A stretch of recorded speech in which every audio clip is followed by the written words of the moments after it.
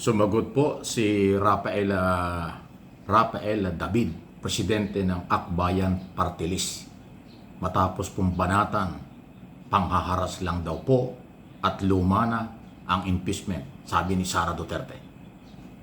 At kanyang binanatan pa pati si Senador Risa Hontiveros.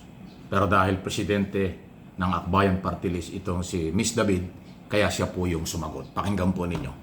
At kayo na po ang bahala kung ano inyong pananaw dito sa kanyang statement na ito sa interview ng Billionaire Channel pala nag-interview, okay? Ang tingin namin dito ay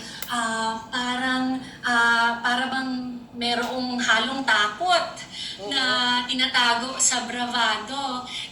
Nakakatawa nga kung handa sila doon sa ebidensya, bakit meron pang pa-video message? Parang na-rattle ata si VP Sara at sila yung kinakabahan na baka umusad na naman ang impeachment at makita na finally ang ebidensya na pakinggan po natin na talagang kailangan managot ng ating Vice Presidente and she doesn't deserve the position that she's holding right now. Sabi mo, may halong takot. Takot saan?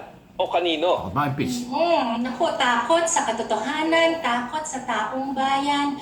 Kasi ito na naman at matatapang nating mga civil society leaders na at the forefront of filing this complaint. At ang Akbayan andito in our supporting capacity, endorsing the complaint dahil alam natin na ang mamamayan ay matagal nang naghihintay. In fact, over a year na nga na overdue na sagutin ni Sara kung sino nga ba si Mary Grace Piatos at yung kanya pang at kung saan nga napunta ang confidential at intelligence funds. Kaya sa totoo lang ay baka lalo na mukhang na-transmit na ng Office of the Section sa Office of the Speaker ang aming complaint. We're hopeful na tuloy-tuloy na ang katotohanan, tuloy-tuloy na ang pananagutan. But how confident are you na itong isinampang impeachment ay may sapat na ebidensya para ma-impeach siya ng Kongreso and eventually may angat na sa Senado at magkaroon ng trial? Baka nakita po ng ating mga kababayan, yung dala namin, nakatrolley pa nga yung dangkal-dangkal na papeles at ebidensya. May mga videos pa na kung saan kitang-kita yung pagbabanta halimbawa ng assassination ni VP Sara, which is one of the articles of impeachment because that assassination plot is already a betrayal of public trust at culpable violation ng Constitution. So marami po tayong ebidensyang isinama doon sa ating impeachment complaint and we're confident na mas marami pang ebidensyang makakalap once the hearings are proceed.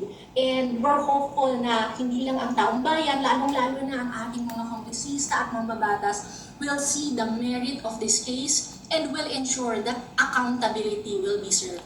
Paeng, kung pakikinggan natin yung mensahe ni VP, tila si Senator Risa Hontiveros yung binabanatan niya, no? Reading between the lines, ano kayang ibig sabihin nito para sa inyo?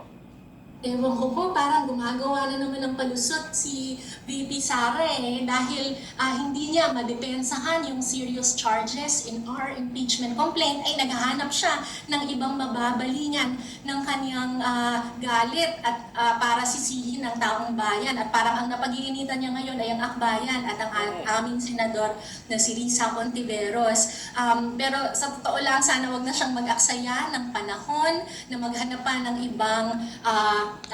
ibang tao na pagbabalingan para makalusot sa pananagutan at paghandaan na lang yung hearing na paparating. Paghandaan na lang yung impeachment complaint na aming final against her. Well, Paeng, malayo-layo pa yung 2028. Pero sa tingin mo ba, may kinalaman na ito yung pagpapalutang ng pangalan ng senadora, si Senator Hontiveros, as a potential presidential candidate sa 2028?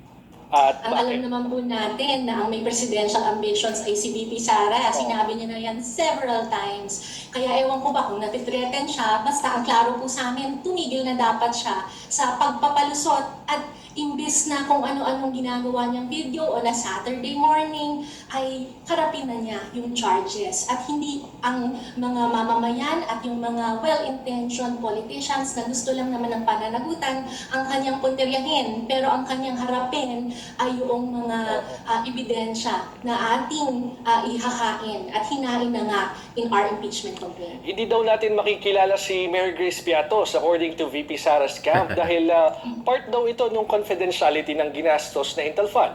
So paano Oo niyo nga. igigiit na ilabas na yung katauhan nitong sinasabing mga dubious names sa listahan na discover?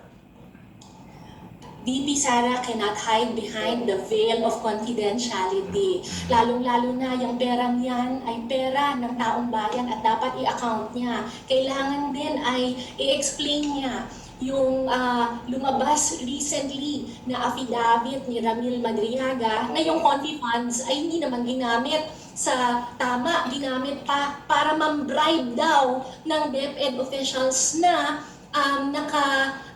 in charge sa procurement. So anong ibig sabihin nun? Ang Corruption. confidence at intelligence funds ay kailangan talagang ma-account natin sa napunta, sino si Mary Grace Piatos kasi baka mukhang gawa-gawang pangalan para pagtakpan yung bribery nila sa mga procurement officials ng DepEd. Puntahan lang natin itong si Congressman Eli San Fernando because he said na parang hindi na makakakuha ng suporta sa plenaryo ang impeachment complaint Yung kay VP party list Sara. yata yan ng Kung mga makapasa man ito daw manggagawa. sa committee level, baka sa plenaryo, hindi na kasing overwhelming yung support compared to last year.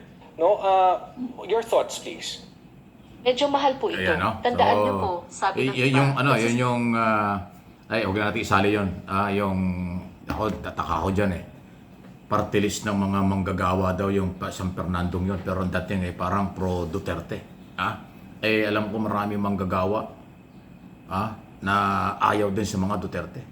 Maraming manggagawang nagsawa na sa mga Duterte. Pero yung congressman na kumakatawan sa kanila, mukhang iba ang galaw. Uy, congressman, tumingin ka muna sa ebidensya.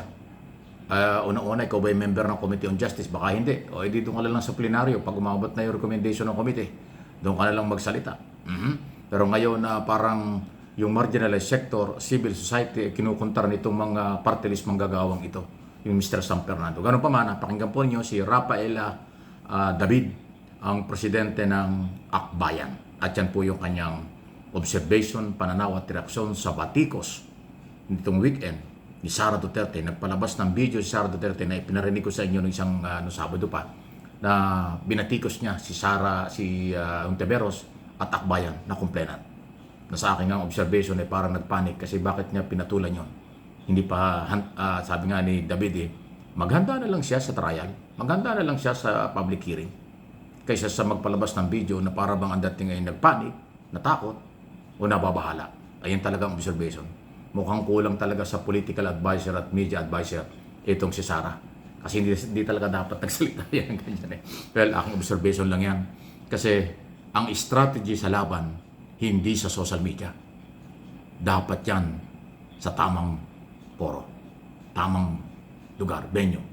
Pero social media ang ginamit, so negative yan.